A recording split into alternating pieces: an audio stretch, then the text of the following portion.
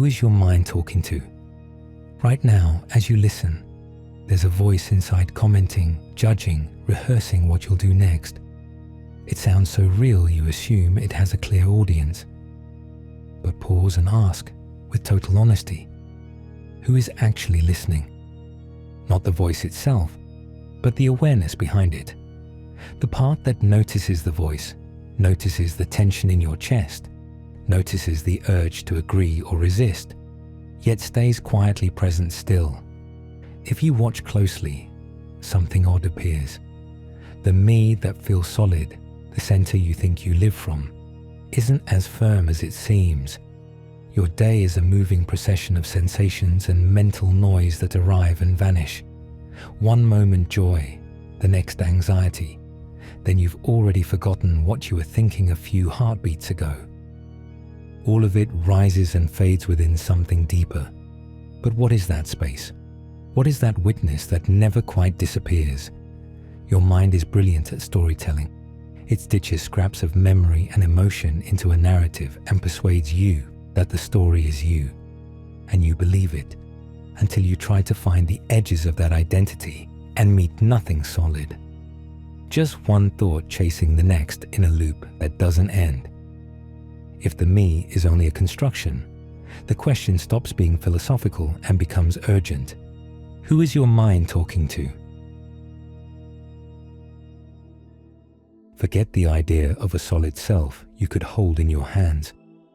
What you call me is more like a stream of thoughts and sensations, arriving and leaving inside something far larger. Your mind never stops talking. It throws out one thought and immediately throws out another to answer it, giving the impression that two people are having a conversation. But there isn't anyone else in there. It's just the brain making noise to keep alive the illusion that someone is listening. Beneath all that commotion, there is something that doesn't change, a quiet presence that doesn't judge, doesn't demand, doesn't chase. It simply notices. Whatever happens to you, what you feel, what you remember, what you fear, appears in that presence and then fades. The presence remains. That is your real nature. So why is it so hard to recognize? Because the mind does one specific thing. It takes that clean awareness, the simple fact that you exist, and locks it inside a story. It turns you into a character with a name, a past, fears, and desires. It invents a self that feels separate from the world. Awareness is above concepts. It's what makes concepts possible. Yet the mind insists on defining everything, until the definition becomes the person you think you are. Do you see the flaw? Many people have looked closely at this. Eckhart Tolle points out that when you stop being carried by your head and start watching it from the outside, you discover a constant background hum. Like an engine, you only notice when it cuts out. We've normalized it so completely it becomes invisible, but it colors every second of your day. Try this now. Are you truly at peace in this moment? I don't mean whether your life is going well, just this second. If you're honest, you'll find something, maybe a faint tension in the body, a judgment that just crossed the mind, or a worry about something that hasn't happened. It's a silent resistance to what is happening right now.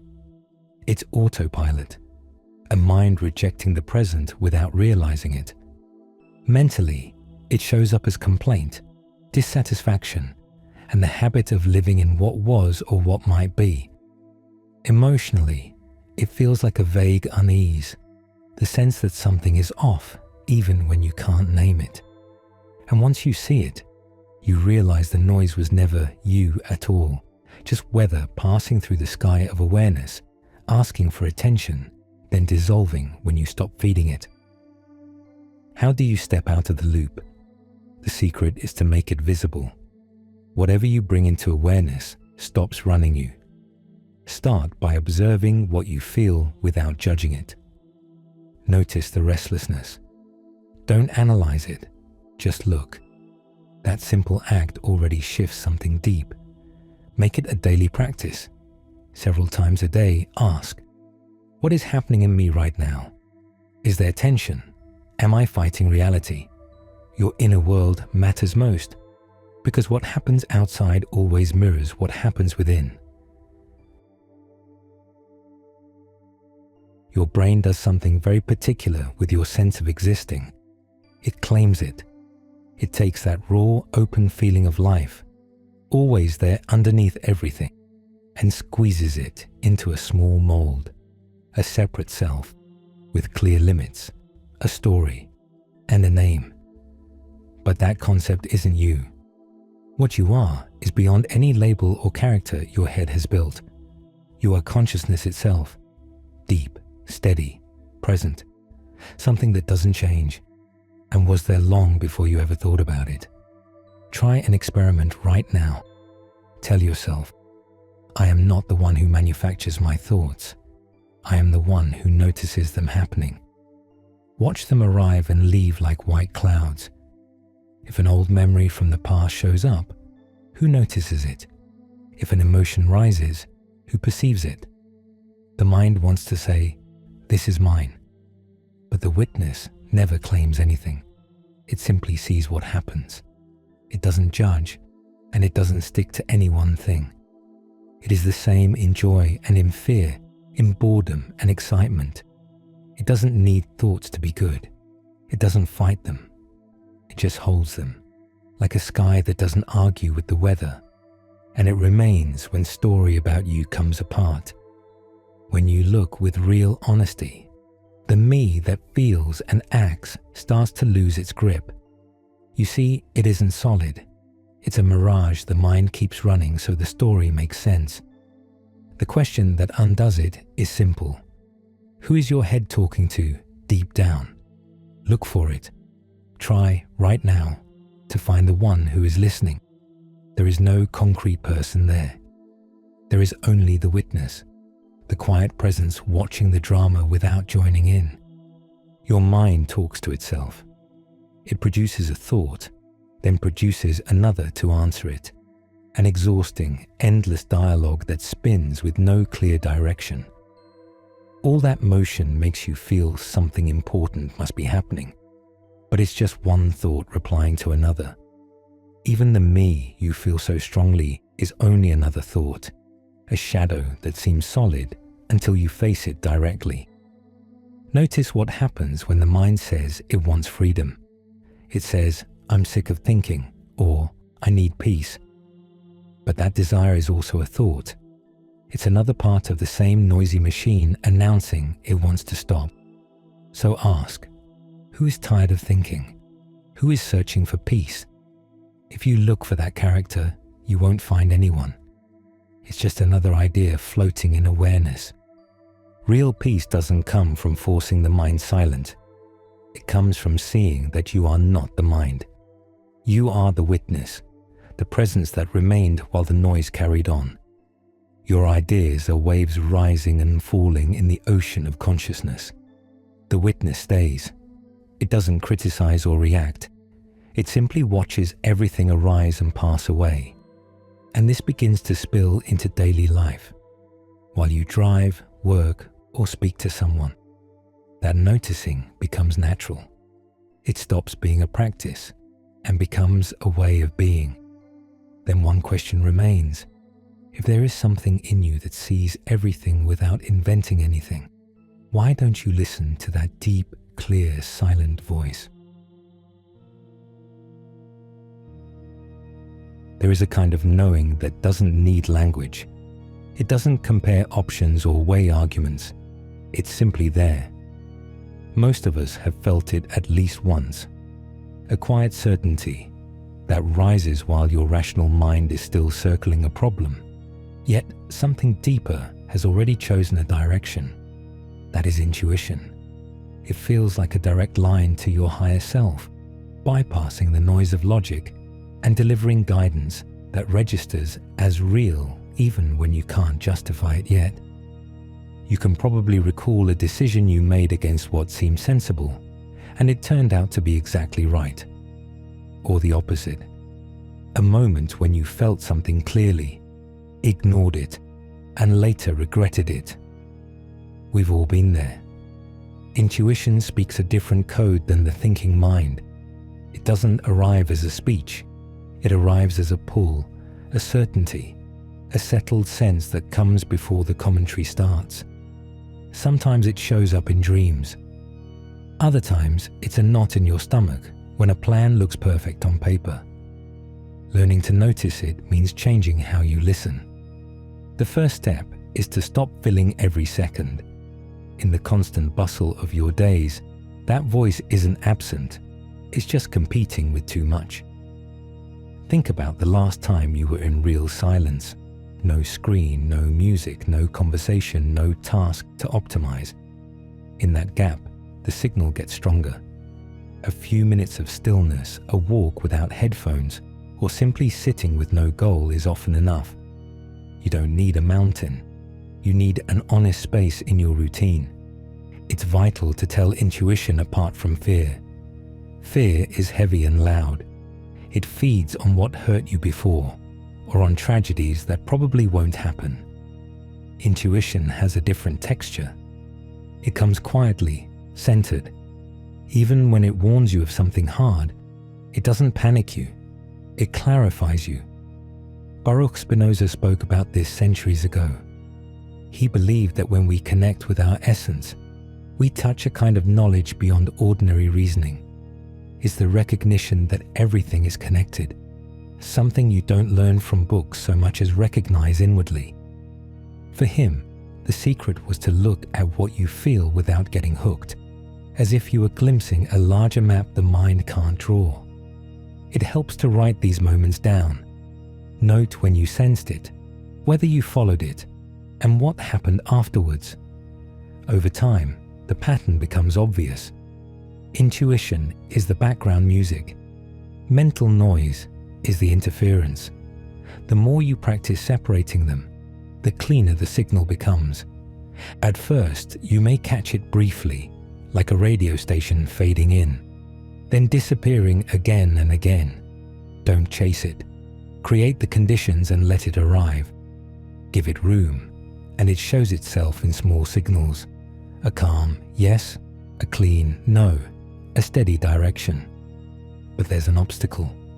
Intuition isn't only drowned out by external noise. Sometimes the blockage comes from within, from parts of you you'd rather not face. Those shadows haven't gone anywhere. They sit there, bending the signal, coloring every choice. To hear clearly, you have to look where it's most uncomfortable to look. You have to turn towards the shadows. There is a place inside you that you learn to avoid. It wasn't a choice you made in one moment. It happened every time an emotion hurt too much, or whenever something about your nature drew rejection. Little by little, you hid it. You pushed it deeper, away from the surface, until you forgot it was there, still operating in silence. Carl Jung called this corner the shadow. It's the unconscious part of you that you don't like and would rather cover up. Fears you never admitted, desires you judged as wrong, rage you disguised, or sadness you swallowed so you could look strong. Everything that didn't fit the image you wanted to show the world was stored in that territory you stopped visiting. But hiding something doesn't make it disappear. It gives it power. Have you noticed yourself repeating the same mistakes even when you swear you won't? Or reacting with an intensity you can't explain? Sometimes a person irritates you far more than the situation deserves. The shadow works from where you can't see it. It shows up as anxiety, self-sabotage, and problems that seem to come from outside, but begin inside you. Change starts by accepting that the shadow exists. Instead of judging it, try looking at it with curiosity. Imagine finding a frightened child in a dark forest. You wouldn't turn your back simply because the place unsettles you. That child is your neglected parts, the need for affection that never found an answer. Reflection opens the door. Ask yourself what you struggle most to admit about yourself. which situations make you jump out of proportion? Which traits in other people bother you most? What irritates us in others is often what we least tolerate in ourselves. The goal isn't to erase your darker side, it's to integrate it. The Tao teaches that harmony comes from accepting opposites. Yin and yang aren't fixed by removing one half. They resolve by allowing both. It's like the story of the two wolves. Real power comes from understanding the dark wolf, not pretending it isn't part of you. When that happens, life starts to respond in ways logic can't fully explain. Only by accepting our own darkness can we see light with clear eyes. It's a necessary step for the soul to find balance, and that balance opens the door to conscious living. Without that balance, the shadow keeps speaking through symptoms, and you keep mistaking its message for bad luck in life. Don't run from what you are. Hold it, face it. Watch how your world begins to change. When you accept the parts you abandoned, your relationship with reality shifts. You start noticing coincidences that feel impossible. You think of a friend and they appear that very day. You go through something hard and read the exact sentence you needed. Or a stranger gives you the answer to a question you've been chewing on for weeks. Jung called this synchronicity, events with no obvious logical link, yet carrying personal meaning that's hard to dismiss. This isn't about magic. It's a sign you're tuning into a deeper frequency than your everyday mental noise. Have you ever felt that chance was too precise? The secret is not to hunt for signs by force, but to become available to what arrives. There's a difference between chasing confirmation and noticing what emerges. Writing these moments down helps. Over time, a pattern becomes clear and solid. The universe has been speaking to you far longer than you think, and there is one place where the answers arrive with a different clarity, a space that opens most easily at night. While you sleep, your dreams, holding secrets, waiting to be revealed in silence. Each night, while you rest, something happens that your conscious mind cannot control or predict. Dreams are far from empty noise or leftovers from a heavy day. They are the most direct channel your deeper self has to speak to you. This is possible because your ego falls asleep with you and stops interfering, so the signal can come through clean. It isn't random, it follows patterns you learn. Ancient civilizations understood this long before modern science. From healing temples in ancient Greece to the later work of Carl Jung and Sigmund Freud, dreams were treated as meaningful messages rising from the hidden rooms of the mind. They were valuable information deserving full attention, not a bit of late-night entertainment. You probably remember a dream that left you with a strange feeling for days, even though you couldn't explain it logically. That lingering aftertaste is the trace of something trying to deliver a vital insight, something you still haven't fully digested. The dream world speaks in symbols. A house in a dream often represents you, and the condition of that building reflects the state of your inner life at that moment. Water tends to symbolize emotion. Whether it is calm or rough, tells you how you are handling what you feel right now.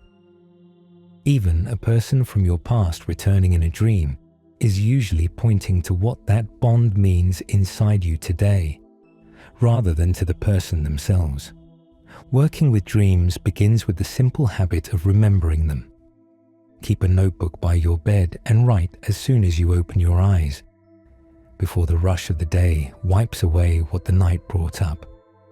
That small gesture tells your deeper awareness that you are genuinely listening. With steady attention, you'll notice the messages come more often and with much greater clarity. Don't aim for perfection. Jot images, colors, phrases, and especially the emotion you woke up with. Even a few lines are enough. Over weeks, you'll see repeats, the same rooms, the same faces, the same themes, asking for your attention. Jung went beyond the personal level. He argued that dreams touch your private history, but also draw from a shared storehouse of symbols that belongs to all humanity. When you dream of figures like the wise old man, the hero, or the shadow, you are tapping into something ancient and vast. Dreams shine a torch on what already lives in your inner darkness, but what you've been unwilling to face in waking life. And there is one place where that darkness dissolves most completely: chosen silence. Something special happens when you manage to step out of the raw. I don't mean the noise outside, the city, the traffic, the constant movement, but the noise you feed through your own choices. I mean lit screens, non-stop chatter, background music you play just so you don't have to be alone with your thoughts. When that noise stops by choice, something appears that has been waiting with remarkable patience. Silence isn't simply the absence of sound. Silence is a real presence. It feels like coming home. You notice your breath, the weight of your body, and a steadiness that was hidden underneath the chatter. It returns you to your center in a way no external activity, no professional win, no approval, no conversation can reach on its own. Silent retreats exist across almost every spiritual and wisdom tradition for a reason. They work. We're talking about days, sometimes weeks, without speaking, without screens, and sometimes without even meeting another person's eyes. It isn't punishment. It's a gradual cleansing. As each layer comes off, the social persona, the role you play, the mask you wear depending on the room, something more authentic is revealed underneath. How long has it been since you were truly silent with yourself, without a to-do list and without an escape hatch? In that deep calm, thoughts slow down. A mind that usually jumps from stimulus to stimulus begins to settle. In that resting space, things surface that daily bustle keeps buried. Clarity about a decision you've been avoiding, an emotion you never finished, a direction you already knew but refused to hear. Thomas Merton lived this. He was a Trappist monk, an influential writer of the 20th century, who spent decades practicing silence in Kentucky. For him, quiet wasn't running away from the world. It was opening the door to something deeper. It was active resistance to modern haste, a place to hear what gets buried. People who come out of such retreats don't describe a theoretical peace. They describe something tangible, a renewed sense of purpose, sharper clarity about what matters, and a deeper empathy for others. These shifts don't come from thinking more, but from listening more. Your higher self doesn't fight the noise, it waits. When you give it real space, it speaks with a force that surprises you. You don't need a monastery. A few honest moments of stillness in your day can be enough. But there is one territory where that stillness becomes the most powerful tool of all. One you already know, even if you've never fully named it. The present moment has one property no other territory can claim. The ego has no permission to live there. The ego thrives only in the past and the future. It feeds on regrets about what you did and on constant worries about what might happen. It needs those two time zones to exist, to build its personal narrative, to justify its fears, and to rehearse its deepest desires. The moment you anchor yourself genuinely in now, that narrative loses its oxygen. The ego's grip loosens straight away. And in that quiet space, something older and more authentic rises from within you. Imagine walking through a forest while your mind is trapped in tomorrow's tasks or yesterday's conversation. The bird song, the light filtering through the trees, the smell of damp earth. Everything becomes background noise. You're there physically, but you're not present. Now pause, breathe, Let yourself actually be there. You feel your feet on the ground, the air entering and leaving, and the simple fact of being alive. In that contact, the story weakens and presence returns. Something shifts at once. The forest comes alive, colors intensify, sound turns crisp, and in that vividness, you rediscover a part of you that was asleep under the weight of thought. You don't need a forest or a special practice for this. It happens when you wash dishes and feel the warmth of water on your hands. When you eat and truly taste each mouthful instead of doing it while staring at a screen. When you listen to someone without rehearsing your reply before they finish speaking. How many times a day are you physically here, but mentally somewhere else entirely? Mindfulness isn't just a relaxation technique. It's the act of returning to the only moment that actually exists. The past isn't here. The future hasn't arrived. There is only this. And inside this, the voice you've been learning to hear becomes audible at last. Many spiritual traditions said it in different words, but with the same certainty. The present is the only true reality. Everything else, the past you remember, the future you imagine, are mental constructions, useful tools for navigating life, but dangerous when you mistake them for reality itself.